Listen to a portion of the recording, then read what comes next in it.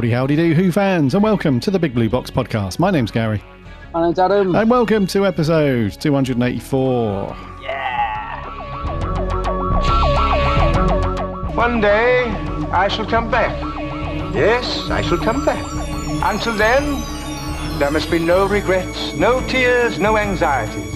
Just go forward in all your beliefs and prove to me that I am not mistaken in mine. Our lives are different to anybody else's. That's the exciting thing. Nobody in the universe can do what we're doing. I've reversed the polarity of the neutron flow, so the TARDIS should be free of the force field now. You may be a doctor, but I'm the doctor. The definite article, you might say. The trouble with time travel is, one never seems to find the time. Change, my dear, and it seems not a moment too soon. Unlimited rice pudding, etc., etc. I am the doctor! For now, for this moment, I am the doctor again. The ground beneath our feet is spinning at 1,000 miles an hour, and the entire planet is hurtling around the sun at 67,000 miles an hour, and I can feel it. We're falling through space, you and me. People assume that time is a strict progression of cause to effect, but actually, from a non-linear, non-subjective viewpoint, it's more like a big ball of wibbly-wobbly, timey-wimey stuff. I could be a curator. I'd be great at curating. I'd be the great curator. I could retire and do that. I'm the doctor. I've lived for over 2,000 years, and not all of them were good. I've made many mistakes, and it's about time that I did something about that. Bit of adrenaline, dash of outrage, and a hint of panic knitted my brain back together. I know exactly who I am. I'm the Doctor. Sorting out fair play throughout the universe.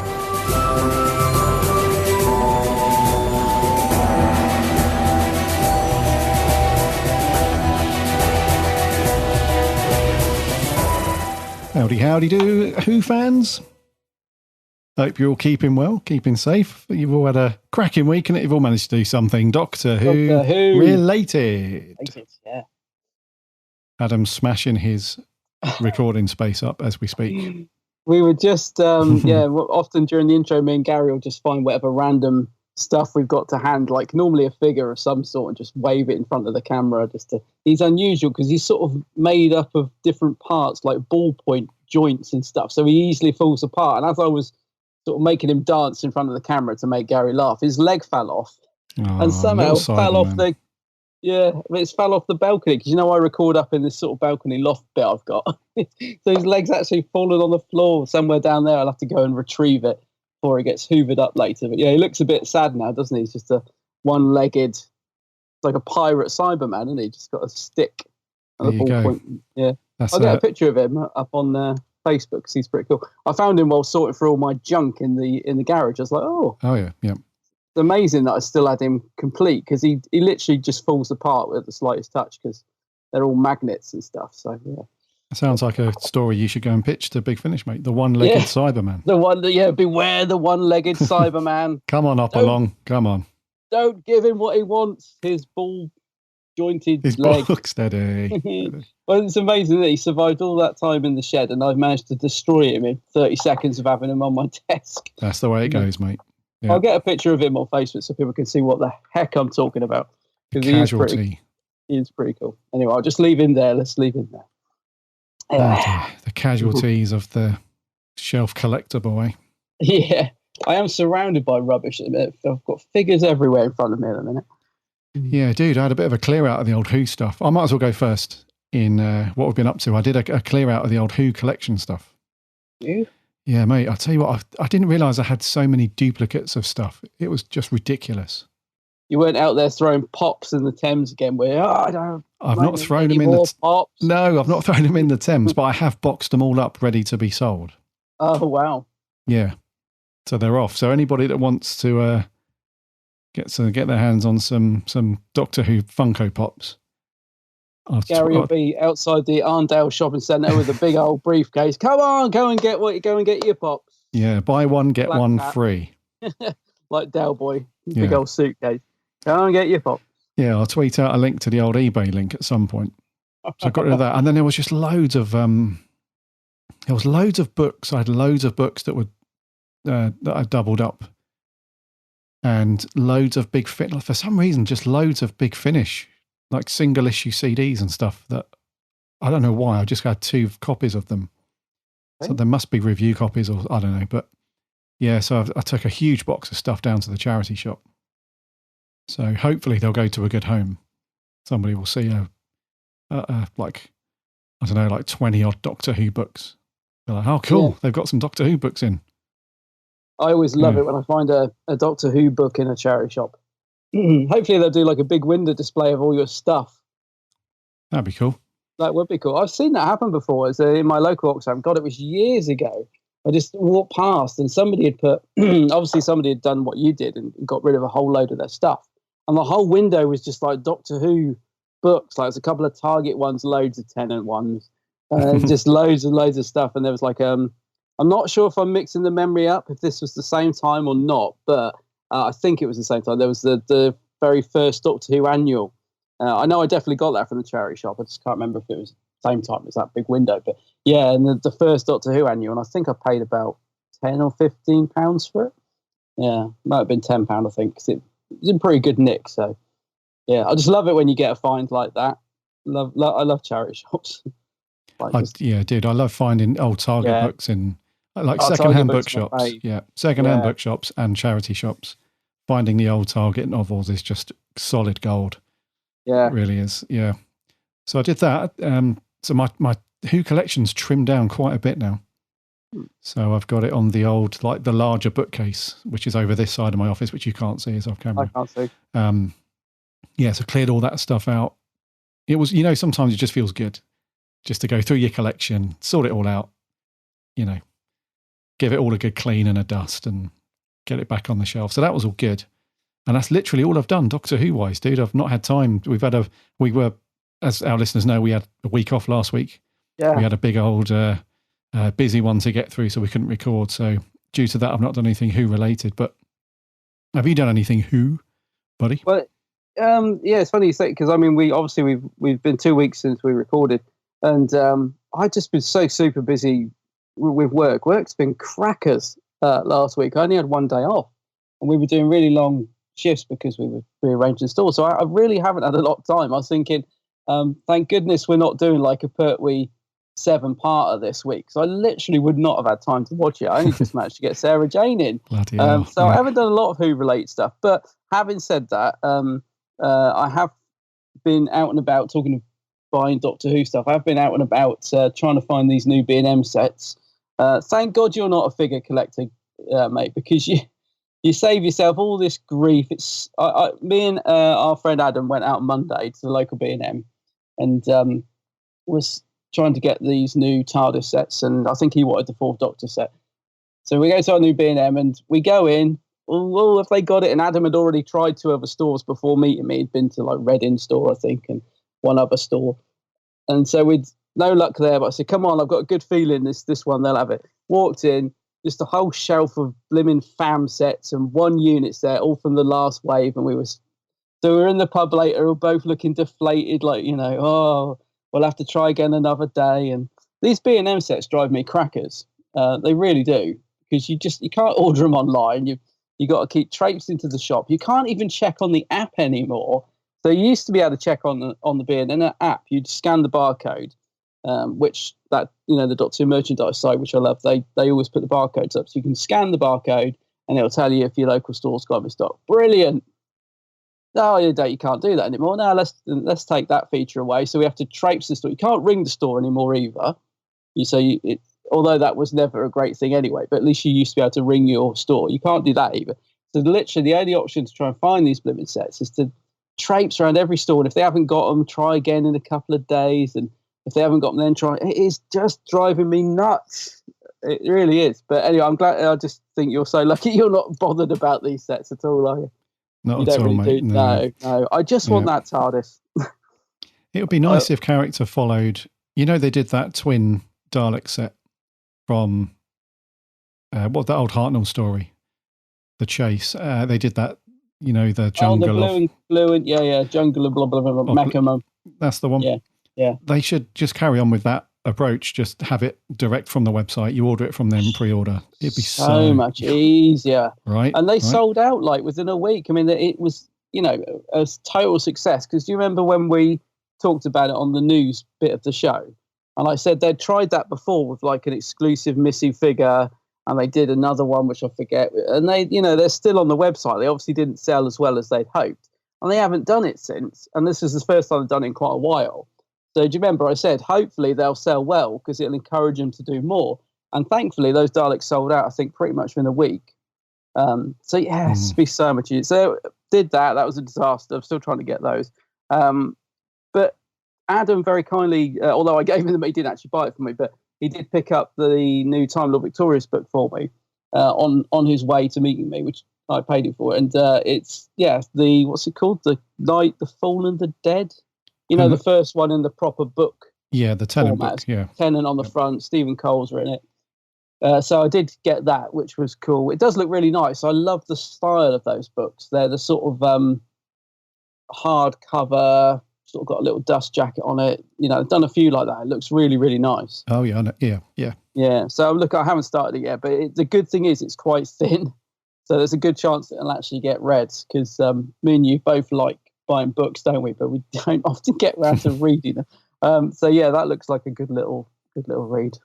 Cover's great. Is it the large format one? Because they do two slightly different sizes. So you've got, and they both come with that really nice sort of matte finish dust jacket. The first one's slightly bigger, which is like the Pirate Planet and the Cricket Men. That? No, it's not that size. Or is it smaller, like the Sophie Aldred book, A Childhood's End? Is it that size?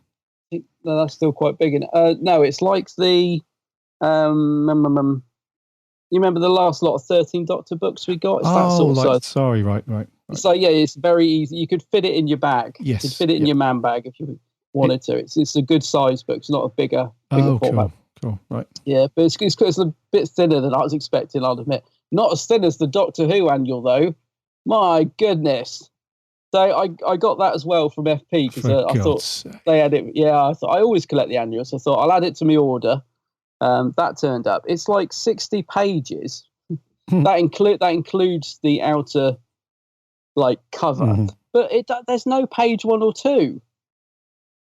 So this is weird. I was doing a tweet last night. I was tweeting some pictures of it, and I thought I'll just see how many pages it is. So I'm like, go to the end of it. I'm like 62. Okay, 60 pages. And I just happened to notice at the front that it starts on page 5. I'm like, so if that's page 5, I was thinking, well, obviously it's the cover. But then, no, because even if you include the cover, that would still be page 3 and 4. So I'm like, so where's page 1 and 2? Is it not the... Is it not the sometimes they put the ISBN code number and all the copyright information. They normally count that as a page. Do they? Yeah. Well, let's put it this way: you open the cover, and it's got a page with all that stuff on it, and then you've got your very first what I'd call a real page, which is the list of contents, and then you turn that page and it says page 6. So I'm like, well, where's the start? Unless mine's faulty, I don't know. Faulty. But no, it can't be because it's definitely to be the start of the annual. So I'm like somewhere along the line. So it's actually 60 pages. Yeah, those interns are running amok. Oh, it's a disaster. As usual. Yeah, it's a disaster.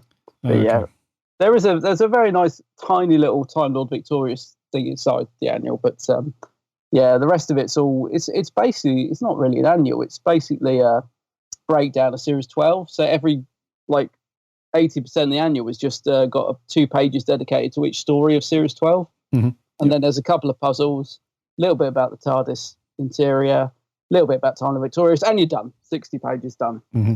So, yeah. But yeah, if you can get it for a £5 like I did, I suppose it's worth it. So I assume that, like me, you're behind on the Time Lord Victorious stuff. So the annual dropped on the 3rd of September. Yeah.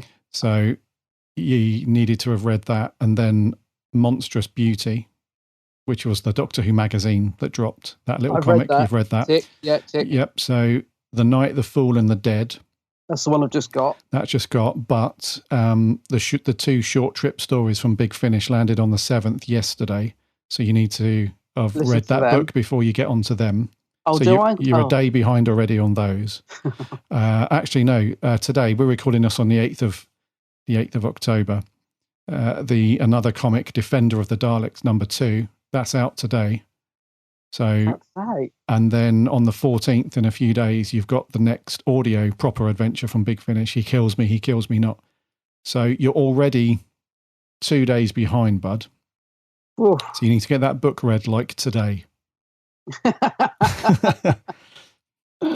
I'll get on it. I've not even got the book yet, let alone read it. So hang on, let me just cancel all my plans for the rest of the day. Yeah, crazy, man. Yeah, crazy. I do want to listen to that was going to be something I was going to do this afternoon, actually, was listen to the Big Finish short trips, because my friend Sophie has written one of the stories. So that was on my list of things to do.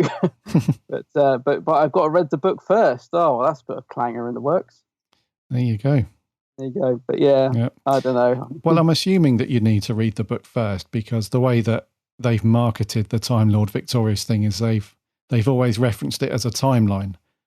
So all these things drop at a certain date, and then that's your journey through all the story and blah, blah, blah. So I guess if you just mix, just go in and do whatever you want, then I suppose it could make sense still, I guess. I don't know. We'll see. We'll see, mate. Maybe, I've got to fit an escape room in at some point, I think. Yeah. Yes, you do. But that's not until next year, though. Oh, that's fine. So you're good, mate. You're all good.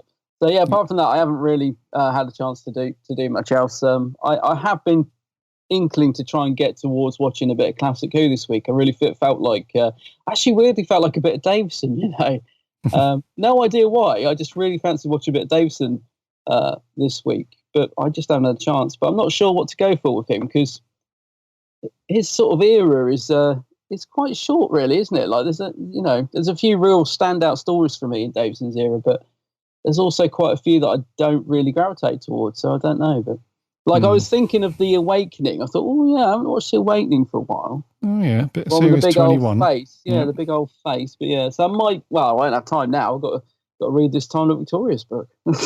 Yeah, your schedule's going to be blocked out now, mate. It's blocked. Yep. Just pulled the Cyberman's head off. I'm just going to put him down. I can't stop him. Yeah, I know. He's one of those toys that once you start fiddling around, you can't stop him. Anyway, he's down. He's safe.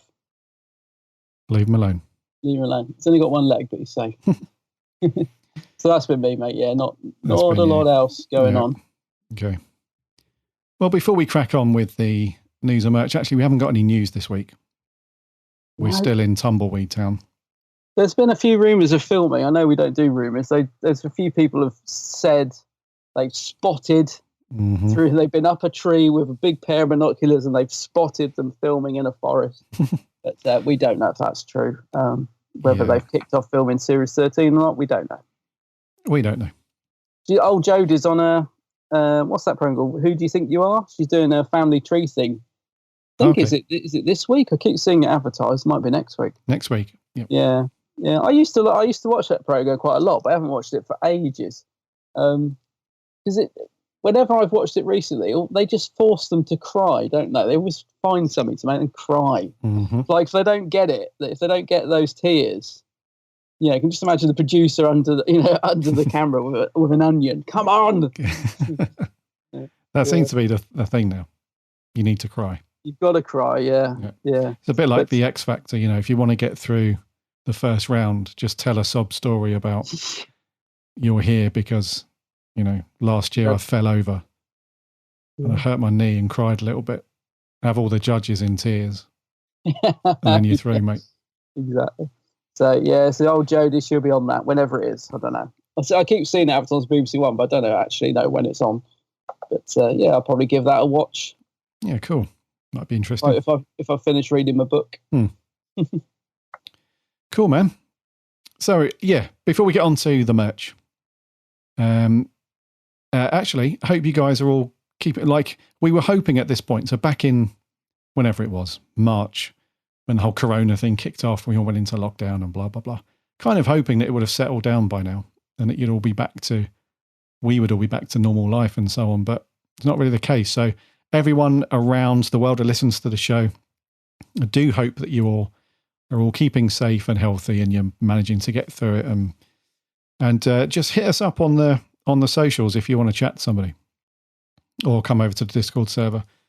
Because one thing that gets lost in all of this stuff really is, along with the physical side of things with illness and all that jazz, is the mental health side of things. So if you're struggling or you're just feeling a bit down, whatever, come and have a chat. We're here. We're a friendly bunch. Just send us a tweet or something. We'll have a chat. And yeah, we'll get through it. We'll all get through it. So hope you're all keeping well, though, and keeping safe. But yeah, before we get on to the rest of the show, remember to subscribe to the show on whatever podcast app you get your podcasts on. Just do a search for the Big Blue Box. You'll find us on there. Or head over to the website, bigblueboxpodcast.co.uk. All the episodes are there. You can browse through and search all the previous ones. We had a few people that tweeted over the last couple of weeks, dude. This is really cool, where they've said, I found your show and I've noticed that you've been going for years. So I've gone back and I've started right at the beginning, and I've gone back through the back catalogue and started listening, which is very cool. But the added extra bonus, and I absolutely love it, and I know you do too, when people say, I've started listening to your show and I've gone back to the early stuff, and it's made me watch the stories that you've reviewed that I wouldn't have actually bothered to watch before, especially Classic Who. Yeah. Which is always awesome, man. So to those of you that have tweeted us recently to say that, thank you so much for obviously checking out the show and stuff, but really glad that you've started your journey on whatever era of Who that you wouldn't have necessarily wanted to watch before. So that's very cool. My favourite time that happened was when somebody messaged us to say that they had started watching some Hartnell stories because we'd been reviewed one and saying how good it was. And the reason I liked that was because they said they'd been put off from watching any Hartnell because of the way he was depicted in Twice Upon a Time. So they assumed that that's what his doctor was like, and they're like, oh, no, I'm not really interested if he's a sort of, what do you call it, a sexist doctor. I'm not really, don't want to watch that. And I think whatever we had reviewed, we were saying, how wrong that was. Like, the first Doctor is just nothing like that. So that they then went and watched some and said, God, I'm so glad I did, because I'm loving Hartnell, and I wouldn't have watched him if I hadn't listened to that review. So that's one of my favourite times that's happened. That's awesome, man. Yeah. Yeah, nice one, dudes. Nice one for checking out the show and watching some Who. All good. We're on the socials too, Instagram, Twitter and Facebook. There's links on the website, or do a search for us over there. And we have a free Discord server too. There's a link to the website for that. So let's nip into the shop. Get old Dalek out of there. See what he's got. Yes. Merch corner. Merch corner. Merch corner. It's a bit rubbish, but it's pretty. It's very pretty. Well, there you are, young man. What do you think of that now, eh? A Viking helmet. I know, it's on the telly. It's everywhere. I don't know whether to be impressed or disgusted. I work in a shop now, here to help. Ooh, he's got quite a few goodies on that tray by the looks of it. He's got a few, hasn't he? Yeah. Yeah, cheeky. Been busy. Yeah. First up, we have the recently released Doctor Who magazine Spesh, which always goes down pretty well. These ones are quite cool. So I think we're up to edition 50. Yeah, so edition 55 now for these special edition ones. And this one is all about production design. So from sketch to screen, creating the world of Doctor Who. And this is out now. It came out last week, 30th of September. It will set you back £6.99. And you can get it from all, like the usual places, WH Smith, anywhere else that sells magazines and whatnot. Or you can get it online from pocketmags.com for $5.99 if you want to save yourself £1 and read it digitally. But this is kind of cool. I like these special edition ones. And this is up my street. I love this stuff. This whole production bits and bobs. So some blurb that comes with this one. So production designers are some of the unsung heroes of Doctor Who, bringing outlandish script concepts to life and recreating historical settings for one of BBC's most demanding productions. Initially responsible for creating alien creatures as well as bizarre planets and other exotic destinations, designers have played a central role in the series production since it began in 1963. The richly illustrated special edition examines the production designer's craft in unprecedented detail. It's also got a bunch of interviews in there as well. People that have worked on The Mutants, Terror of the Zygons, production designers from 2010 through to 2018 and 2020, 2005, all of that stuff. And then there's also features on the design of Doctor Who throughout the eras and the decades. We've got some unpublished designs for the 1965 film Doctor Who and the Daleks. Yeah. Yeah, we've got Barry Newbury's designs for the Aztecs and recreating the sets for The Evil of the Daleks with its designer Chris Thompson. So sounds like a really cool one, this dude. I'm definitely going to go and pick this up at the weekend. Looks good. Yeah, I did pick it up at the weekend. You would actually really like this. It is a really good issue, I have to say. Sometimes, it can be a bit hit and miss, these specials. But no, this is genuinely, I was flicking through it the other night. It's a really good read. So I haven't got around to doing all the interviews yet, but the early ones that I've read are great. Got some really, really interesting stuff, like you said, like the Cushing movie stuff, which I didn't expect to be in there. Like it's got the original drawings, because do you remember his crazy TARDIS interior? It's just like loads of wires and then one big old red lever in the middle. It's like, what were they thinking? But it's got some early sort of drawings of that and stuff. It's a very good issue, this, and nicely priced as well, because I think the last couple, so they did a couple of like 12th Doctor era ones or something, and they were like $9.99 each, and they were really thin and didn't really, I sort of bought them, flipped through them and thought that was not really a tenner's worth. But these are $6.99, and it genuinely is a really good issue. I think you'll like this one a lot. One thing I want to ask you though, because this is kind of your area of expertise. So a lot of people have been talking about that little dash on the Dalek's eye on the front cover, saying, they've put it in the wrong place. It should, it looks like it's mislined. You see the little light on the. It looks like the light is out of the. I think that's a shadow on the glass. I don't think it's what people think it is. So I just wanted to get your expertise design opinion. I don't know if you can see it clear enough though, can you? I can see it clear enough, dude, yeah. So is it that the light is mislined and they've just not fixed the cover? Or is it, as I suspect, it's a sort of shadow on the glass of the eye? It's, do you know what I mean? It's like if the Dalek's looking at a light, it's a reflection. Oh, I don't think right. it's. Do you see what I mean? I don't think it is a mistake. I just wanted to get your expert opinion on that. Yeah, I mean, I probably would have removed it anyway because it looks a bit odd. But yeah. Yeah, this is a mistake, buddy. Unfortunately. Oh dear. Yeah, because there isn't a glass cover over the external bit of the eye stalk. No. Yeah, so because the original production photo obviously wouldn't have that bright blue glow at the front of the eye stalk, so it's been added in afterwards. But they've just, I imagine what's happened is, and I've done this before a couple of times over the years, is where you've put a nice composition together in Photoshop, and then you've done that, and then you've gone and made a change to something later on, and you thought, okay, I'm just going to move everything over just a few pixels just to align that a bit better. But then you haven't included that layer, so that little blue glow will be a separate layer in a Photoshop file, and they just haven't moved it as well. So it might have been a bit of a sort of rushed job to get this out the door, and so it's unfortunate really, but it doesn't bother me. It's just, yeah. No, to be fair, I mean, in its own way, it's a nice enough cover, but the cover doesn't do what's inside justice, because it doesn't really illustrate what the magazine's about, does it? They just plonked a Dalek and a TARDIS on the front, which looks nice, but there's nothing. If you looked at that, you don't think production design, do you, that cover? Whereas when you open up the mag, it's actually loads of really good pictures inside. So don't be put off by the cover. No, absolutely. with its wonky Dalek eye, it's a really good issue. And it's a nice enough cover, don't get me wrong. But yeah, it's definitely one to pick up that. Talking of covers, so there's a magazine called Peladon, which we've spoken about before. This comes out sort of every now and again, basically. So it's been running. They've been doing this magazine since 1985.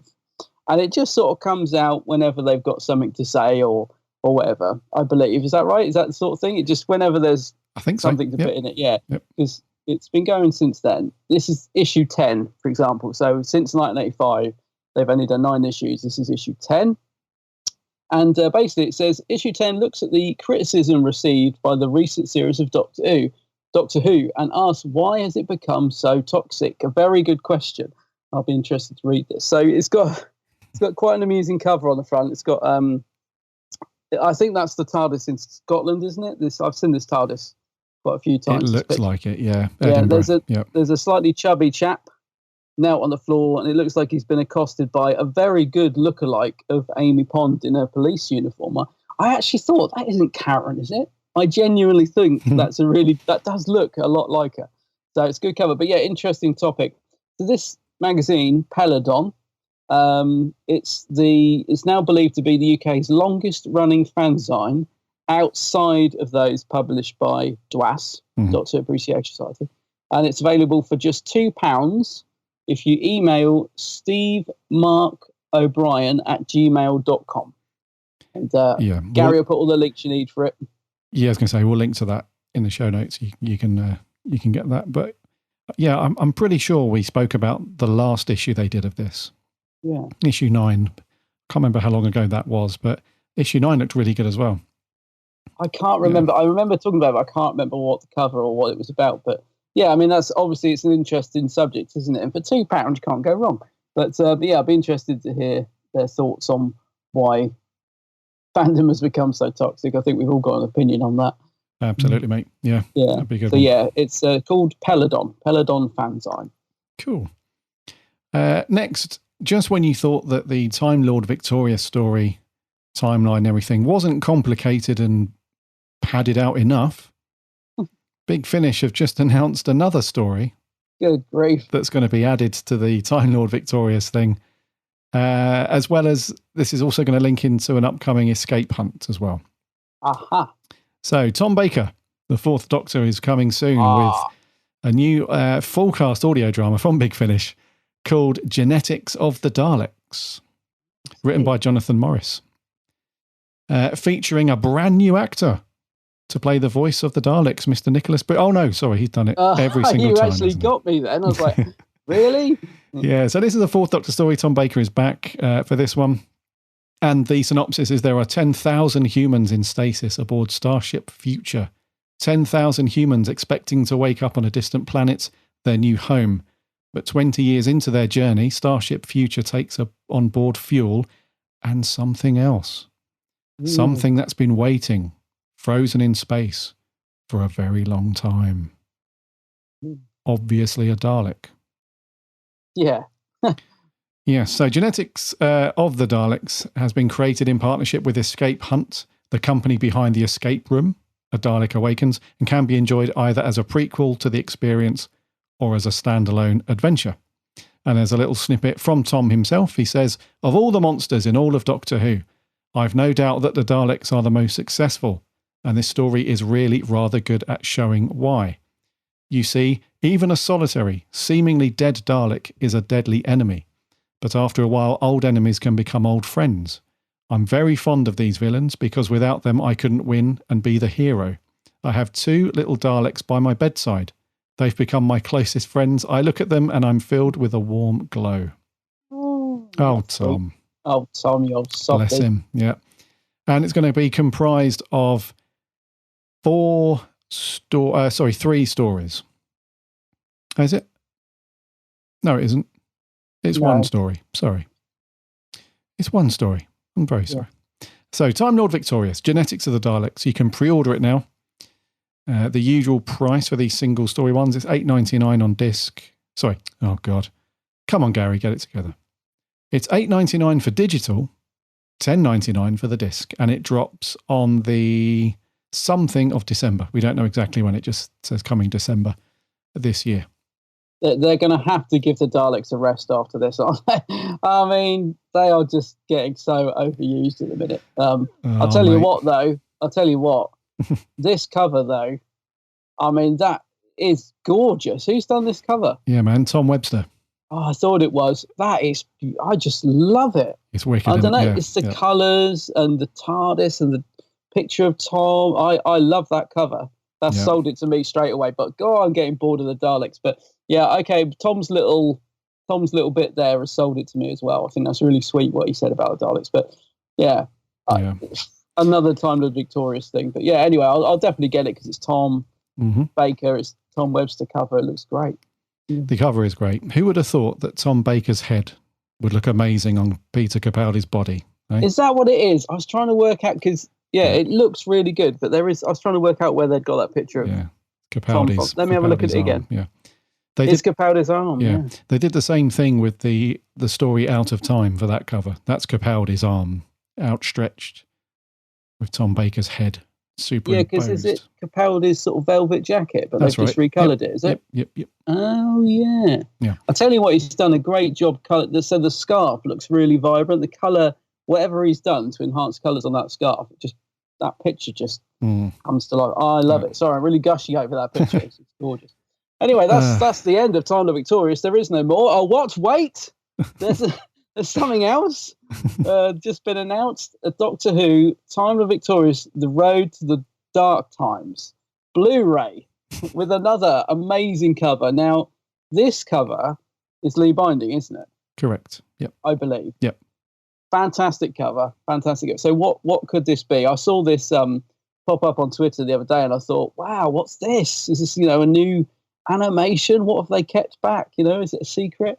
Well, what it is, it's a load of stories we've already had, basically, being shoved onto a couple of Blu-ray discs in under the name of the Time of Victorious. Now, they're great stories, and it's great to have these on Blu-ray and a good introduction to anyone that hasn't already got it. So, The Dark Times, a universe where death is still finding its feet. A universe where terrible races are born into eternal battle, where the great vampires rage across the skies, where the Rachnos devour worlds, where gods play games of the future, a universe before even Time Lords, a history that is forbidden to enter, the ultimate battleground between the Dalek Empire and the Time Lord Victorious. Welcome to the Dark Times. And the stories you get, so we get 7 epic Doctor Who stories. Planet of the Daleks, John Pertwee. Genesis of the Daleks, Tom Baker. The Deadly Assassin, Tom Baker. State of Decay. Tom Baker. What's that doing on there? There must be a link. Yeah. State of Decay. Anyway, The Curse of Fenric, great story. The Runaway Bride and The Waters of Mars, which, obviously The Waters of Mars. And it also includes a bonus collector's booklet. So, great stories. Brilliant to have them on Blu-ray. Nice little set. But, if you've already got them a million times like I have, I would literally be buying this for the cover and the booklet. So it's not cheap. So it's $22.99 at the moment if you want to pre-order it. It's coming out on the 9th of November. And, I don't know. I'm really mixed on this. It's just something I really don't need, but then I kind of like the look of it. So I'll probably end up getting it. Yeah. And it'll just sit on the shelf and gather dust. What do you think? Great stories, isn't it? It's a good, but I don't know. These somehow all tie into Time of Victorious, but some of them I'm struggling to see why. Yeah, I think it's mainly linked with I think it's a combination of Dalek stories, and when the Doctor goes particularly dark or is approaching that sort of darker side of his persona. I think these stories are meant to kind of reflect that. I'm going to pass on this one, dude, purely because I already own all these stories. Yeah. So there's no point. But I can see the appeal to newer Doctor Who fans. So say if you've just literally just jumped on Doctor Who because of the Time Lord Victorious stuff, if you've just gone out and bought the new book, for example, and you thought, oh, what's this Time Lord Victorious thing then? Never really watched any Doctor Who, and then this Blu-ray lands with these cool stories, then that's a great entry point for newer Doctor Who fans as a result of Time Lord Victorious. But so I don't think this is going to sell particularly well, buddy, purely because everybody just, literally most Who fans already own all of these stories, mate. So unless you're a real sucker for the cover, which you won't see on the shelf, you only see the spine anyway. I'm not sure, mate. Yeah. What? State of Decay? Why is that on there? That's really bugging me. That's the vampire one, isn't it? Yeah, isn't it the old... they could turn dark in that? I just can't think. Is there a vampire story coming out? I don't know. There must be a reason. Curse of Fenric, I get, because, he turns dark at the end of that. Runaway Bride, it's only really that one bit at the end, isn't it? Where she's like, you can stop now. Yeah. That's the only bit in that. It's clutching at straws a bit, I think, but... Anyway, I guess it's an interesting little release. I'm sure there'll be a market out there for it, but and glorious cover. I will say that I do love the cover again. Oh yeah, but So 9th of November, Time of Victorious, Road to the Dark Times. Indeed, yes, and this is out in November, 9th of November. Yeah. It'll cost you 22 quid though, dude. Yeah, I know, and I think that's a slightly reduced. I think the full retail price is like 29. So yeah, get it if you want to get it. Pre-order it because it'll be cheaper, I guess. Yeah, indeedy. Probably. Right, that's it for news. Sorry, just merch. Had no news. Bit bloody boring, isn't it? Yeah, it's tumbleweed, isn't it? On the news front, there is nout. Crikey. Anyways, that's merch done. What we got for review this week, bud? Yeah, so this week, Sarah Jane Adventures. We're on to the second story of Series 4, and it's called The Vault of Secrets. The aliens are watching us. And maybe just waiting for the right moment. Sarah Jane Smith, I need your help. My hearing must be going. Did Androvax, the destroyer of worlds, just ask us for help? It's ocean waters. Mum's phone. She was kidnapped by aliens.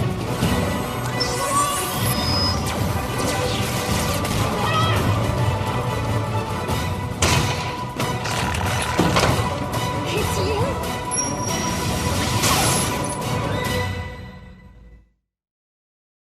The Vault of Secrets. It's Missy. Oh no, she's something else. Something else. She's not in there. Back to Sarah Jane, dude, with The Vault of Secrets. Yeah. This was first broadcast. So the first one went out on the 18th of October 2010. And then the following day on the 19th, we had part 2. It was written by Phil Ford, directed by Joss Agnew. Stars the usual cast, minus Tommy Knight, apart from a little cameo. A cameo at the start, yeah. He was fired previously. So the synopsis for this one is, when an old enemy, Androvax the Veil, returns to Earth asking for help, the gang faces a dilemma. Should they trust him, or does the legendary vault hold an even greater terror? A second threat arises when android guardians threaten to destroy anyone who uncovers their secrets. As the battle between Sarah, Androvax, and the androids reaches its climax, Rani has to save her mother from being caught in the crossfire. The vault opens and the destiny of the entire Veil species is at stake. Is it too late to save them? Mm. What do you reckon, bud, to this one? Spaceships, my darling, spaceships. Well, I did something I don't normally do, is that I normally read our listeners' comments after I've watched it, so that I'm not influenced. But for some reason, I was just sat on my phone the other day and I saw you put the post up, and so I thought, what are people saying about this one? And it was a bit, a few of the comments are a bit sort of on the negative side, saying it wasn't very good. And so I don't know, I went into it expecting it to be a bit rubbish.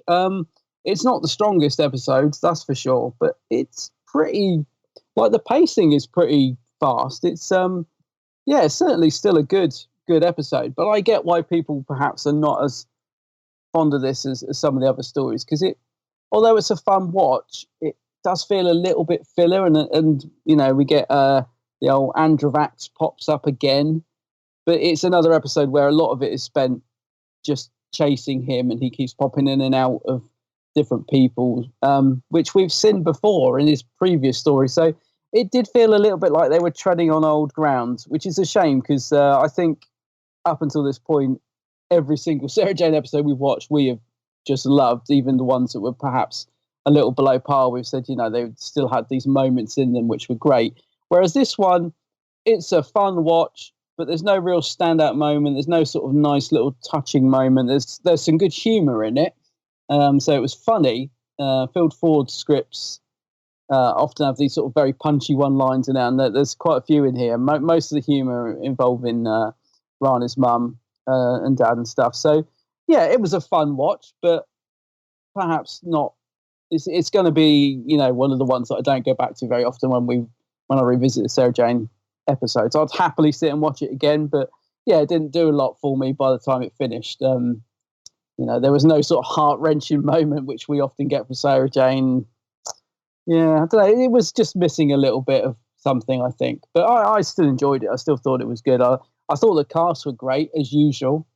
They really sort of made it a fun episode to watch, because the story is pretty thin, isn't it? It's just, it's a bit of a run around, and, you've got a returning villain and stuff. So, and the Men in Black guys as well just feel a little bit overdone. Like, it didn't just felt a little bit unoriginal. I had no idea that I've completely forgotten that they were in that animation Dreamland. I didn't make the connection until I saw that today on Wikipedia. I mean, I like that little tie-in, although I thought they were quite boring in the actual story. But yeah, it's all right. It's decent, but just nothing stand out from this story this time for me. Yeah. Okay. Yeah. I think I agree with you, mate. Yeah? Yeah, I think so. I think it's one of those, don't get me wrong, it's still a great story. It's still a great Sarah Jane story. It just doesn't feel like it has that same, that it's quite difficult to explain, I suppose, but that feeling that you get after you watch the Sarah Jane Adventures episode. Normally you have that really nice feeling of, just, it's like, oh, this is like fantastic. Like, it's not retro TV by any stretch, but it's just got that kind of slightly older TV back in like the RTD era of Who sort of thing. And like we said many times, the characters all work and the production's all great. It still has those things there, but for some reason it just doesn't, this one just feels, like you said, I think you nailed it. I think it just feels a little bit filler. Like we need like a really cool story. We need a great alien to come back. Let's have the Androvax dude. And because he was quite cool. That character was quite cool. He is a good character, yeah. What was the one he was in before? Was it Prisoner of the Jadoon, I believe? That's he was in before. That's it. Yeah. So he was quite good in that because he was like full on like evil baddie alien mode sort of thing. Whereas in this one, I think they tried to mess with viewers' heads a little bit by making him vulnerable. Yeah. But then also quite menacing at the same time. He's still got that kind of evil agenda about him. And everyone's shouting at the TV. They are. When Sarah Jane's like, should I trust him? Should I not? Sort of thing. Everyone's shouting, no, don't. So, it's got some cool things about that's what, the formula's there still. It's still got that really cool SJA formula and stuff. But I don't know. It just feels like something isn't like something's just not hitting the mark. But it is hitting the mark at this. It's very difficult to review this one, I must admit. No, I do. The thing is, I do know exactly what you mean. I was trying to put it into words on my notes. I think it feels a bit tried and tested. It feels a bit safe, doesn't it? Like I said, we've kind of seen it all before. Safe, yeah. So it feels a bit tried and tested. And I think I do, as much as Luke was never really one of the strongest characters, because he often got outshined by Clyde and Rani. I think I do miss that dynamic of the three already. And also I miss K9 popping in and having a go at, Mr. Smith. So those little bits, now we've taken K9 and Luke out of it. I think the dynamic change, although it's still good, is, I don't know, I missed a bit of that. I missed a bit of the Luke and Clyde having their sort of laddie chats, and then Rani sort of being the sort of caring figure that sort of takes care of them. I don't know, I sort of missed a bit of that. And I definitely missed the banter between K9 and Mr. Smith. So I think that also sort of didn't bring it up to the level of the other episodes. But I guess that's something we're going to have to get used to, because, I mean, this is our team now, isn't it? This is, and it still works quite well. But yeah, I kind of miss Luke and K9 already. I was glad to see him pop up on the screen. It's like, oh, there he is. He's all settled into Oxford, and it's all good. And that scene with NASA, and when she was trying to stop the NASA probe, was quite fun. That's what I mean. There is some great fun moments in this story. I mean, the Men in Black guys didn't really do anything for me, but even they had a good moment. Like when he goes up to the van, and the guy says, "Oh, you need to get yourself another car." He goes, "I will. I'll have this one," and he rips the door off. And I thought, well, bits like that were quite good. But yeah, I don't know. As I said, it finished, and I said, "Oh, well, that was good." But yeah, it didn't leave me with that nice glow that we often get, and from it, really. Yeah, and also one of the elements of this story for me that I felt worked really well, and I wanted to see more of it, was, the the group of people that form that thing called B.U.R.P.S.S, like the alien. Yeah, I knew you were going to say. Yeah, I agree. That's a couple of really good characters in there, and also the whole story around the woman that was abducted years ago, and she had tried to tell people, look, aliens are real because, you know, I've witnessed it. I've been firsthand, and nobody believes her. And then they kind of get wrapped up in it a little bit, I suppose. You know, when they turn up at her house and that the other guy's fixing with his contraption that supposedly picks up. Yeah. And you think like, wow, she's had some sort of redemption. Like, you know, they've seen the alien. Everyone I say, like, you know, the attic crew, they're all like, yeah, aliens are real. And then we also have Rani's parents, especially her mum. She's in it. She's in that whole alien vibe as well. And then she actually goes through that whole, like the last 20 minutes is all her, like, you know, is trying to escape Androvax and all that lot. And then her memory gets wiped. And then the woman from B.U.R.P.S.S, they act like she is actually mad and stuff. So it's that side of it I thought was really cool. I say should have, I'm no expert on TV writing, obviously, but it just feels like they should have focused on those guys a bit more and left the whole Men in Black sort of stuff as a bit of just a nice little include, really, because they had a couple of cool scenes. Like there was another scene where at the very end, you know, when Sarah Jane's like, I need another incy wincy favour from you, and he sort of smiles a little bit and does the memory wipe, and you know, there's some good bants and stuff. But yeah, I just really wanted to see that B.U.R.P.S. Group have a bit more screen time, really, because it was really funny with Haresh. He just doesn't want any part of it. He's brilliant. He's just like, I've been dragged along here by the wife. I'm just going to sit it out because she wants to do it. And they can all tell as well, you know, so they're all really engaged with Geeta as she's going through her story and stuff. And then when it gets to Haresh, she's just sitting there like, oh God. What am I doing here? So there's some great, that's what I was saying at the beginning. It's got some great elements to it. It's got some really cool stuff. But one thing I wasn't a fan of though, was this just blatant, almost carbon copy of the Matrix movie. You know, the way that they had portrayed the, you know, Mr. Anderson, you know, from the Matrix film with Keanu Reeves. Yeah.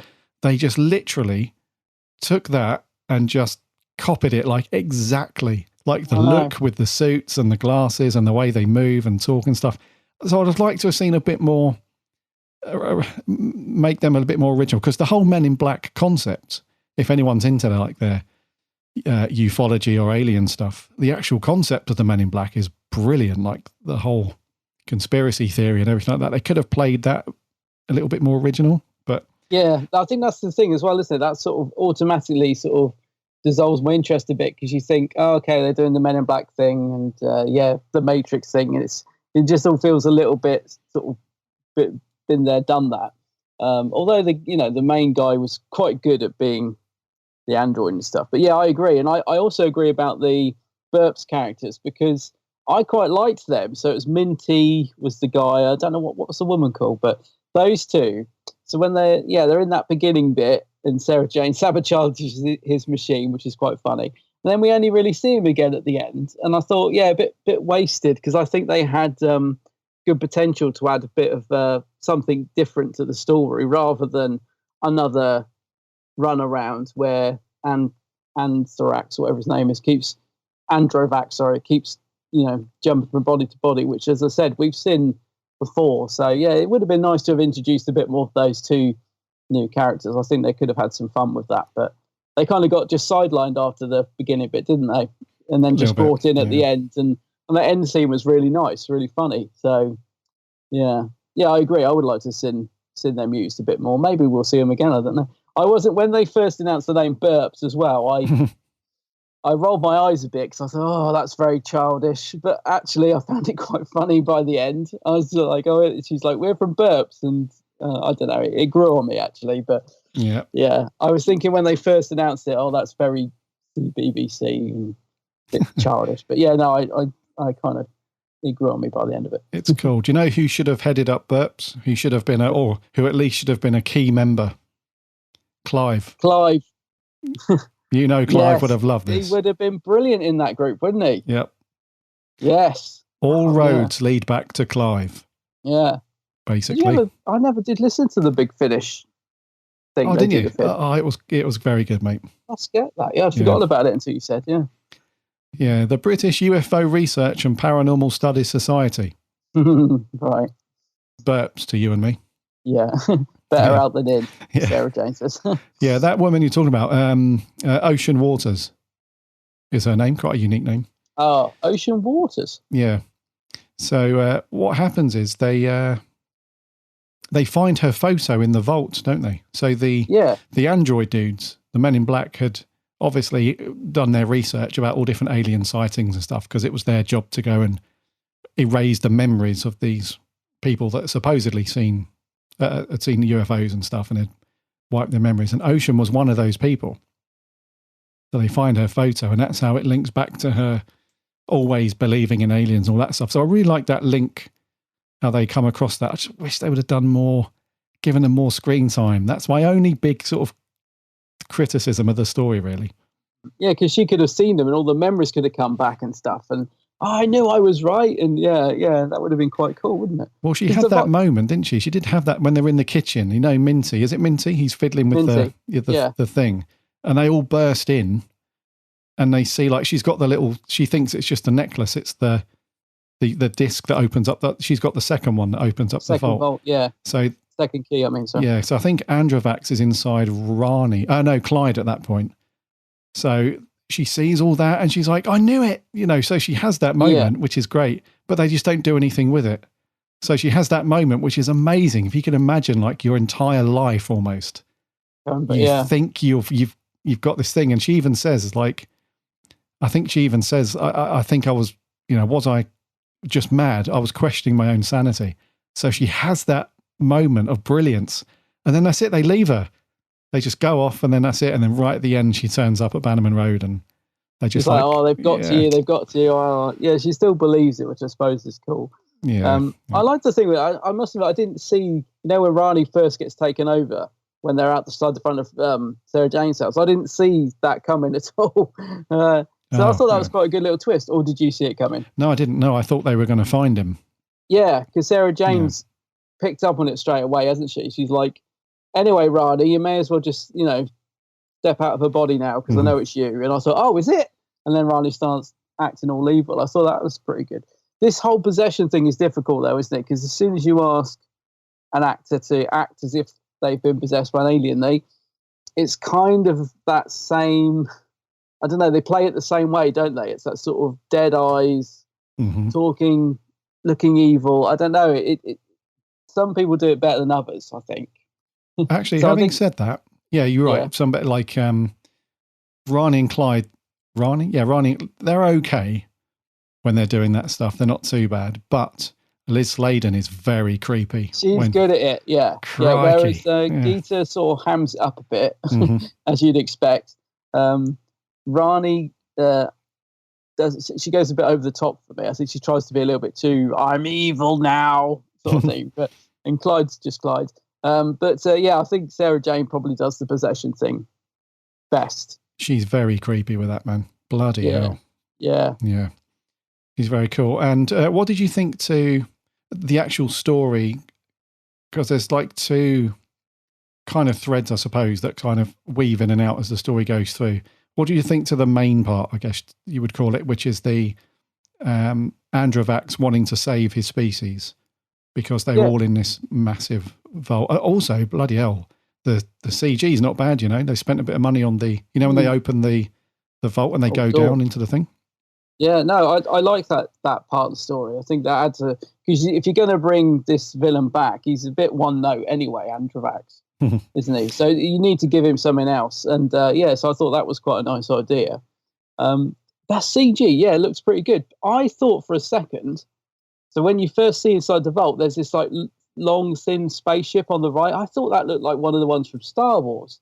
It reminds me of I don't know, because you're the Star Wars fan. It reminds me of the ship that old Akbar, whatever it's called. You know, the guy with the big eyes. Looks like a big old fish. Akbar, yeah.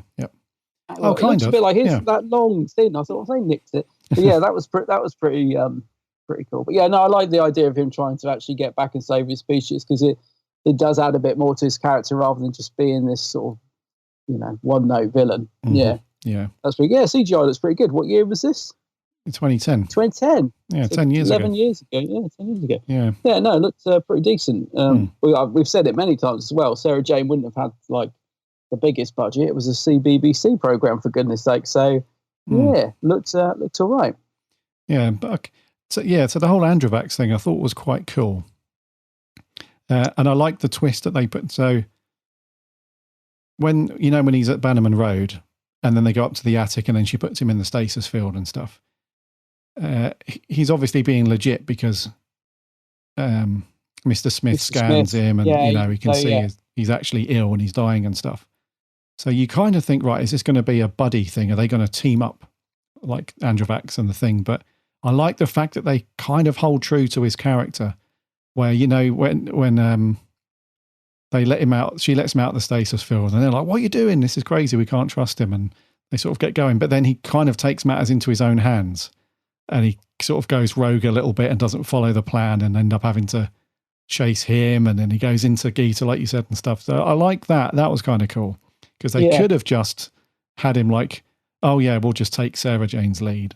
I'll just be a little lamb and just follow them around and stuff." So that was cool. Yeah, no, I agree. It is cool, and Androvax is quite a good. Like I said, although he's a bit one note, he's got a good look, isn't he? Like the actual mask and stuff that they've used for Androvax, he looks pretty good. The tongue effect works okay in this, like in terms of the CG and everything. So he looks pretty scary and stuff, I think. And this whole idea of him sort of creeping up and inhabiting your body is pretty creepy as well. So yeah. No, I like all that stuff. Yeah, a bit of a happy ending, I suppose, for the Veil. So that it was, at the very end, we had that narration, like a new planet, a new hope, a new beginning, a second Genesis. So that's kind of, that's probably what the ideal outcome would be if this was a Doctor Who episode.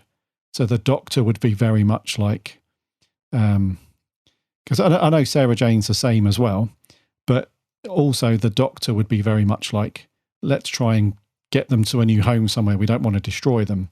So in terms of like the feel-good factor from a good old Doctor Who story, it kind of adheres to that, I suppose, as well, which is nice.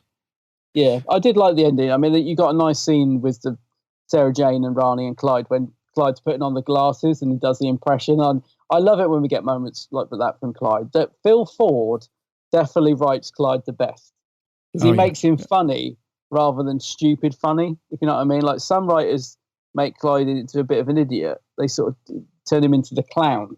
Whereas Phil Ford always seems to write Clyde as just gets the balance right of being silly, but, very likable. And so little moments like that I thought were cool.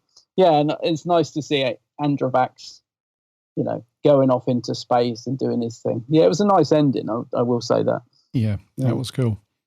And what did you think to, just very quickly, you mentioned right at the beginning about Luke not being in it. He had a little cameo at the beginning. He was on Skype or something with Sarah Jane doing his homework or whatever. Yeah. And there's like a bit of bants between them as they're watching the NASA probe thing and stuff like that.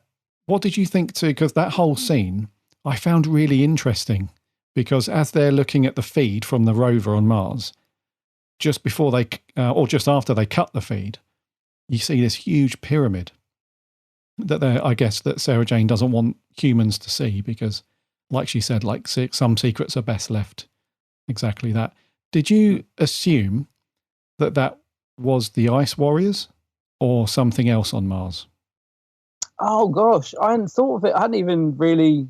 No, that's a really good idea.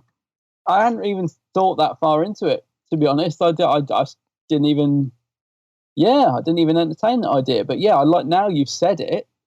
I'd like to think it could be. Yeah. Yeah. Could be. Definitely. Why not? Yeah. She definitely wouldn't want them discovering Ice Warriors, would she? Yeah. It'd be disastrous. Yeah, no, I hadn't thought about that. But I like the idea. Yeah, let's go with that. Let's do that. Yeah. Let's lock that in. That's a good idea. There's a whole new story waiting to happen. Actually, yeah. Or could be Sutek. Ooh. Come on. Oh, up in the game. Literally the pyramids on Mars. The pyramids of Mars, yeah. I love the idea of Sarah Jane and the Ice Warriors. That would have been amazing. That would have been. Did that ever happen? No, it would have been amazing. Yeah. No, it's a good shout, Gary. That is a good shout. I didn't even block that. Correct. That is a good shout. And what did you think to the opening? Because I thought the opening was quite cool. Yeah, actually, I was going to say that. Yeah. We don't see any regular characters. So Androvax has taken over the body of like a teenage girl, and she's like legging through this old abandoned prison or mental home, it looks like. And that the name of the hospital rings a bell as well. Has that been mentioned in Who Anywhere Else? Is it? I think it was called St. Jude's. Jude's. I'm probably going bonkers, but it just rang a bell. Anyway, it was cool that you just saw this girl like legging through this abandoned thing. She's trying to get into the vault, and as soon as she got that little pendant thing up with the green lights on, the little entry disc, you thought, oh yeah, something's afoot here. She's obviously alien or something like that.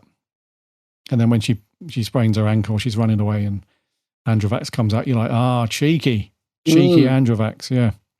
No, I'm glad you mentioned it. That's one thing I'd put on my notes, actually, is that it was a great start to the episode. I think because of reading some of the reviews as well, as I said to you, I went into this thinking, right, let's get this on there. Let's see why, what's wrong with this Sarah Jane episode, because we haven't had a bad one yet. So why are people being down on this? Let's have a look.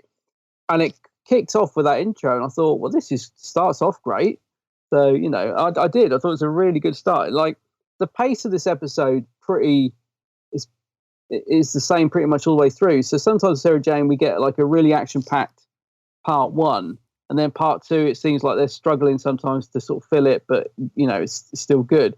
This one, for me, the pacing was pretty much consistent for both parts. Like, it was very fast-paced. There was loads of action going on, lots of chasing, But, yeah, I thought that was a great start with that girl, because you didn't know what was going on with her. Like, who is she? You assume she's, might be an alien or something, or she's trying to get into this vault. It was a intriguing start to the episode. And when old Androvax makes an appearance, so I didn't expect that either. So, it's a cracking intro, actually. Really good way to start the episode. Good location as well. It looked really, sort of run down. And, I thought that was a great sort of place to set the story and have the vault. What was it? That old hospital? It was I think it was an old asylum, wasn't it? It was asylum, yeah. Yeah, it looked cracking, man. Like, sometimes the location scouts, they come up with some great places for Who. Yeah. I don't know where that place was, though. I don't think it was. Could be wrong. I don't know. Anyway, it looked very cool. It did. Yeah, it did look. I mean, I don't know if it's actually run down or if it was made to look run down, but it made for a good creepy setting, that's for sure. Yeah. What do you think to old Geeta in this? Because I can't decide about her, because I find her funny, but Minia Anwar, sorry, I'm probably pronounced that really badly. She does go quite over the top. But I don't know. I kind of like it as well. I can't work out. Like, I do find her funny as Geeta, as Rani's mum. She could tone it down just a notch, Spaceships, my darling. Hello, my darling. It does get a bit OTT, but I do like her though. Yeah, she does. I think what it is because you get a kid's character, and I always think this is what a lot of actors get right, is when they don't treat it as a kid's show, so they still act well. Right. Whereas some people come in and think, I'm just doing a kid's show, so they really ham it up and act stupid because it's just in brackets kid's show. And I think she's sort of a bit in the middle with her performance. She's sort of playing it a bit silly, but she's also very likable. I don't know. But yeah, I just wondered, because she does get quite a bit of screen time in this. What do you think of Geeta? Yeah, she is cool, Geeta. I think she is a cool character. I think sometimes, like you said, the actress, Mina Anwar, I think she does ham it a little bit. Yeah. Maybe she's obviously having fun. She's having a ball. Yeah. Maybe she's just desperate to do more funny. I mean, anyone that grew up in the sort of I don't know, late 90s, I think, would have seen her in a really funny program called The Thin Blue Line. Oh, It's yeah. Rowan Atkinson, like a police comedy. I forgot she was in that. Yeah, she's pretty good in that, actually. She's got some great lines in that. But I haven't seen her in any comedies since then. So maybe she's just desperate to be like, bring the comedy factor to some things. And maybe, Thin Blue Line, gosh, yeah. With Grimm. Oh, Detective Grimm. We don't have time for all this mucking about. I won't use the word that he normally says. I was going to say, don't use the word. What a show, man. Yeah. Oh, that was funny. Yeah, it's on Amazon Prime. Is it? I binge watched all of it about 3.5 weeks ago. So if anyone wants to see it, it's a great British comedy starring Rowan Atkinson with some brilliant characters. Yeah. Oh, I must watch a bit of that. It's funny.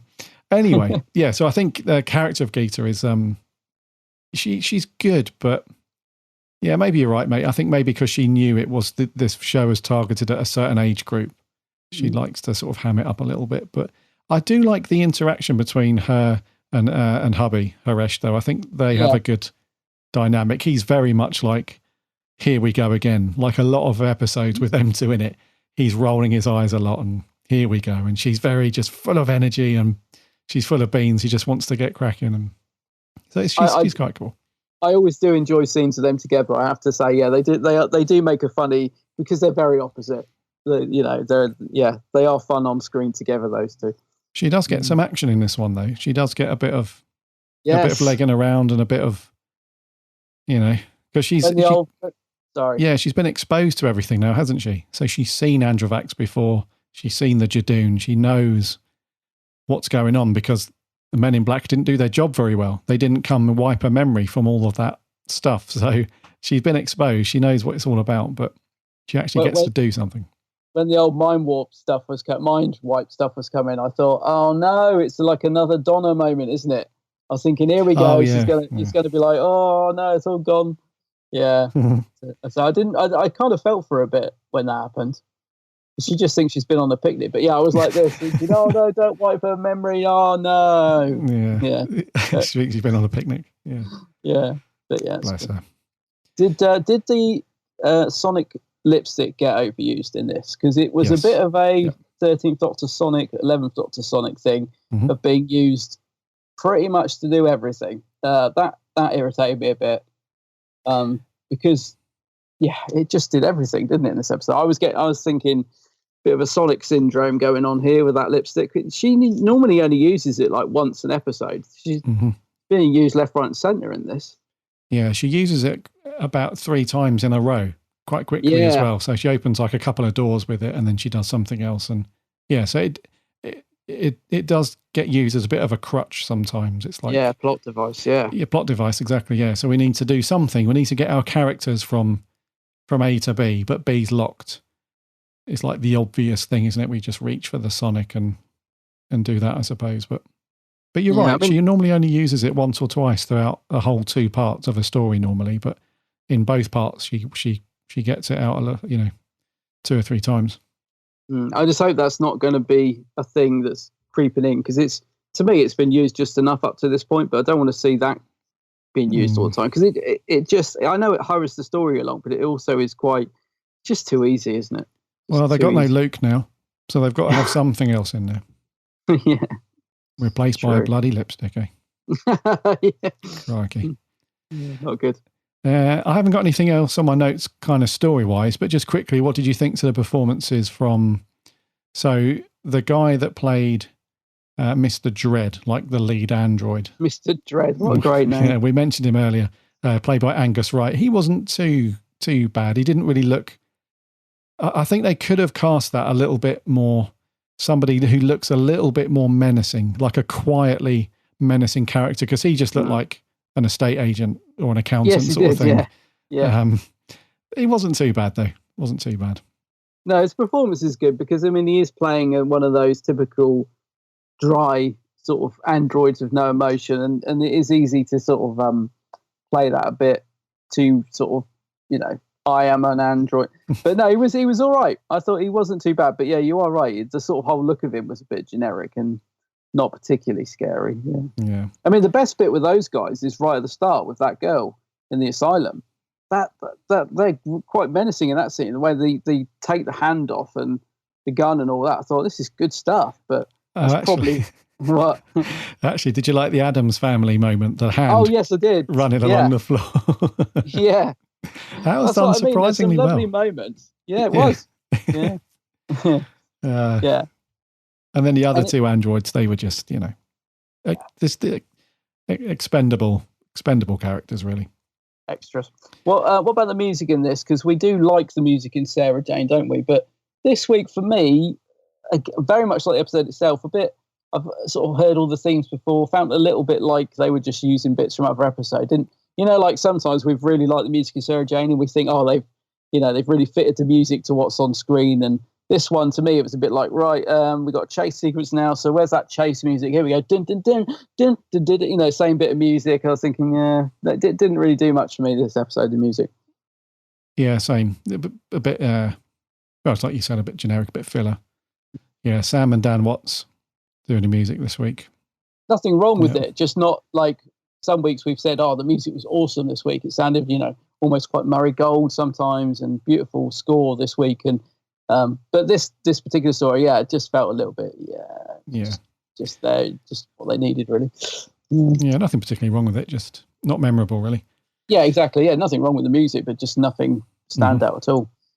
Yeah, and what do you think to Daniel Anthony and Ajini Mahindra then as Clyde and Rani? Because they had two bits to do, didn't they? They're normal characters, and then their bits when they were overtaken or possessed by Androvax.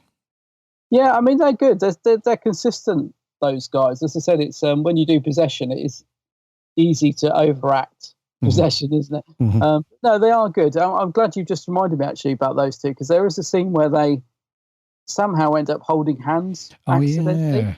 Yeah. Is this going somewhere? We've got rid of Luke. We've got rid of the gooseberry. So... hold on. No, this does go somewhere, doesn't it? Does it? Yeah. Remember when we reviewed the story where we catch up with Rani when she's quite old and she's living at Bannerman Road by herself? Yes, I remember that, yeah. There was an Easter egg or something in there, wasn't there, about there's a photo or something's mentioned about her husband, and I think it's a photo. And it's a black guy with her, and they've got kids, and everyone's like, "Oh, that's Clyde," because like a grown-up Clyde, like with Rani and stuff. So I think, that's going to get the cogs turning now. I think that is a thing, mate. I just wonder if we're going to see over the next few episodes those two maybe get together. I don't know, or is it? I kind of want it to just be like a little unspoken thing, though, that we think that they might. I don't know if I need to see them in a relation, those two, but I'd like, it's quite a sweet moment, but I don't know, I didn't really get it either, though. So he's talking about things happen without you realising, but he's somehow just holding her hand, like, what? No, that's quite a cute moment, though. Yeah, it's good. Yeah. That has got the cogs turning, mate. I seem to remember liking that episode with her as the older woman in the attic, whoever it's called. Yeah. Anyway, I'll think about that over dinner or something. Mm-hmm. Anyways, yeah. And then Liz Sladen, obviously, just as we've said, pretty much every time, very consistently great. But she's very good at playing the creepy, the creepy possessed Sarah Jane. Like really creepy. She's very strong, Liz Sladen, very strong. Always just a great screen presence, isn't she? Yes. Yeah. Yep. Yeah. I got nothing else, dude, on the old notes. No, nor have I. Right, it's me to go first, I think. It is you to go first, yeah. I'm going to give this a 6.5. Oh, right. Sweet. So am I. Sweet. Yeah, I did find it a bit difficult to score because I know we've rated a lot of the Sarah Janes quite highly, have we? We have, mate. Yeah, generally pretty high. Yeah. Yeah. So, I think 6.5. It's... Actually, we gave The Gift a 6.5 and you gave it a 6. Other than that, we've reviewed them quite highly. Yeah. Yep. No, it was enjoyable, but I wouldn't put it any higher than that. Yeah, that's fair enough, dude. Yeah. Cool. Right, a 6.5 from me and Im. What did our awesome listeners think? We had a few audio clips in. First up, Regular. This is the old Regular from Down Under, Sammy Satine. G'day, Hey, Gary and Adam, Sammy Satine here. So, The Vault of Secrets. Well, it's good. I enjoy it. Don't really have much to say about it. Incidentally, Dreamland, the 10th Doctor animated story featuring Georgia Tennant, voicing Cassie Rice, also has Mr. Dread and the Alliance of Shades androids in it. So there you go. I give it 7 Alliance of Shades out of 10. Speaking of David, his podcast, David Tennant Does a Podcast With, from last week, features Perth-raised musical comedian Tim Minchin being interviewed on it, whom I happen to be a fan of, and also he's Perth-raised and us Perth-raised people have to stick together. Anyway, you should check it out. See ya! Thank you very much, Sammy. The David Tennant podcast is very cool. It is good, yeah. Yes. A couple of those to catch up on. Yeah, so a 7 from Sammy. Didn't have much to say about it, though. No, I didn't realise the Dreamcast connection either until this morning, which is pretty cool. I like that. I've not seen those in years, mate. No, nor have I. Okay, cool. Thank you, Sammy. Moving on. Dreamland, sorry, before someone said Dreamland, not Dreamcast. They know what you mean. They know what I'm on about. Yeah. Moving on, this is Mr. Joe Turner. The Vault of Secrets was an episode on which you can see had a large budget for Sarah Jane Adventures. I love the idea of Men in Black keeping the human race away from alien life, giving us a really good explanation of all the alien talk in the 50s. There was a real gorgeous CGI shot of the spaceships and surrounding base, which were really unique and interesting. Some of it did look a little bit ropey, especially when they zoomed out to show the scale of our attic team compared to the CGI shot. But for the time, the money and the show, it looked good. There was a great explosion involving Clyde. Minty and Ocean were cracking me up throughout, especially in the cliffhanger to part 1, when Minty's gadget is going haywire. Also, the details we got about one of the Jadoon prisons adds to the universe of Who incredibly well. At times, the humour was slightly forced, like Geeta thinking her being chased with Ryan and Clyde by Androvax was a dream, but some of it really landed, like B.U.R.P.S.S, the Eden branch. The Silent was a great location, being really eerie, complementing the Men in Black, and the acting was good. And we got a nice ending for Androvax. Overall, I give this episode a 6.5 out of 10. Thank you. 6.5. 6.5, same as us. Same as us, man. Yeah, some great points there, dude. Yeah, and it was great to see, like I mentioned in our, when we spoke about it a few minutes ago, it was great to see inside the vault where the androids were, all of that sort of UFO research that goes all the way back to the 50s. And I assume it kind of links back into like the Roswell stuff and all that jazz. And so that was very cool. Yeah. Yeah. Yeah. Yeah, it's a nice one, Joe. 6.5 from Joe. And then lastly, this is Mr. Matt Steele. Hello, Gary and Adam. Matt Steele here again. Hope you guys are well, having a good week. So this week, The Vault of Secrets. I absolutely loved the throwback to the Pyramids of Mars. It was there to pick up on if you knew, but made absolutely no difference if you didn't. Sarah Jane Adventures seems to do that so immensely well over the series, and every time it puts a smile on the faces of people that have seen the classic series. Rani gives a nice performance as Androvax. It's very reminiscent to the Skithra. I wonder if B.U.R.P.S. and Linda ever had like little convention meetups and discussed sightings. It's great to see the Men in Black in the flesh rather than just in Dreamland, even if they are terrible at aiming. The CGI used for the Vault looks really good and still sounds up pretty well today. I wonder if we would have seen Androvax again had the series not ended in Series 5. It's a great two-parter that often gets forgotten about under the weight of the next story, Death of the Doctor. I think I'll give this story 8 Addams Family hands out of 10. Cheers, guys. I'll see you again. An 8. Nice. An 8 from Matt. Do you know what? That got me pumped up, you know. When I watched the Next Time trailer at the end and we saw Matt Smith pop up and all that lot, that looks like a belter. I am so looking forward to that one. I'm so looking forward to it. Yeah, no, it looks good. So thank you very much, Matt. An 8 from Matt. Liking that one. Yes. Indeedy. We didn't have anything on Facebook. We had a few tweets, though. So over on Twitter, TARDISNet66 says, I can't remember anything about it except Androvax turning good and the bloke in the sunglasses. I have to say, though, Clyde looked pretty good in the old shades. Yeah, he does. He rocks the shades. Yeah. Chippy T, Cybermania 2020, says, a bit too much going on to be fully satisfying. Geeta was as mad as ever. Sarah Jane, very good, but too many plot strands. Weakest of the whole run for me. A 6 out of 10. Oh, okay. Jordan Shortman, one of our writers and reviewers, says, perhaps one of the weakest stories from the series. Geeta is brilliant and the acting from everyone is great, but it's a little strange, this one. Androvax is good, though it's nice he gets some development. though I'm not sure I liked the Men in Black. Okay, but not great. Yeah. And lastly, Sarah Louise, a running Whovian, says, I loved Sarah Jane's sabotage of NASA at the start, and I think she gave the most convincing performance when invaded by Androvax. I think the sonic lipstick was overused, though. Haresh played the long-suffering husband of Geeta well, and Ocean was great as the founder of B.U.R.P.S.S. Sarah also gives this a 6 out of 10. 6. Cheers, Sarah. Yeah, so thank you very much, guys, for sending in your audio reviews and sending your thoughts. Appreciated as always. Next week, bud, what we got? Next week is a bit of Hartnell. And we're going, yes, Chip. We're going to be reviewing the Sensorites. Yeah, 6-part. Yeah. Is it a 6? Oh, gosh, 6-parter, is it? Yeah. Is it all there or is it half? It's all there, come on. So there's no animation? I don't think so. I can't remember. I have watched it. God, it was ages ago. I think this one's intact, surprisingly. Well, that'd be nice. So, I didn't realise it was 6-parter. Cool. Yeah, so Sensorites. Yeah, this is going Those way guys back. with the funny old goatee beards, isn't it? Yeah, in like the silver suits and the bald heads. Yeah, I think they've got like little wispy goatees. Beards. Yeah. Wispy beard, yeah. Yeah, this is going back though. Crikey, this is 1964. The old Verity Lambert days. This series 1, I guess. Yeah, because it's I do love this TARDIS team. It's Susan, Barbara, and Ian. Oh, wonderful. Oh, yes, I'm looking forward to this. Yeah. I love a bit of First Doctor. The 7th story. 7th story. In Season Doctor 1. Wow. So that'd be good. Sensorites.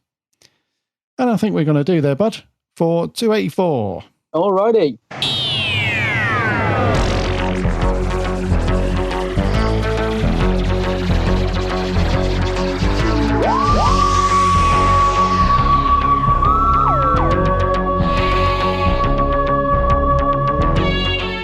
Thank you so much for sticking with the show and listening for another week. It's been great to talk through a decent amount of merch, although no news, but that's okay.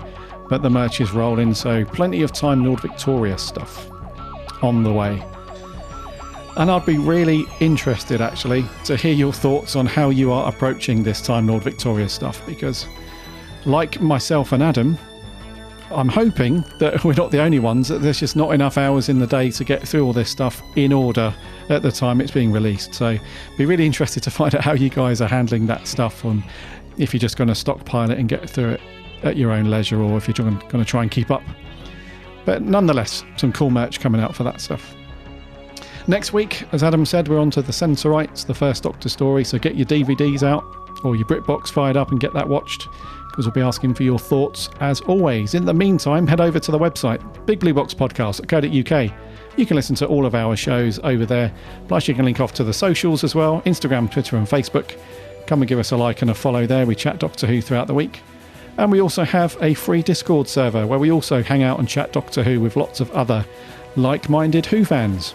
So there's a link to that on the website. Come and get involved there.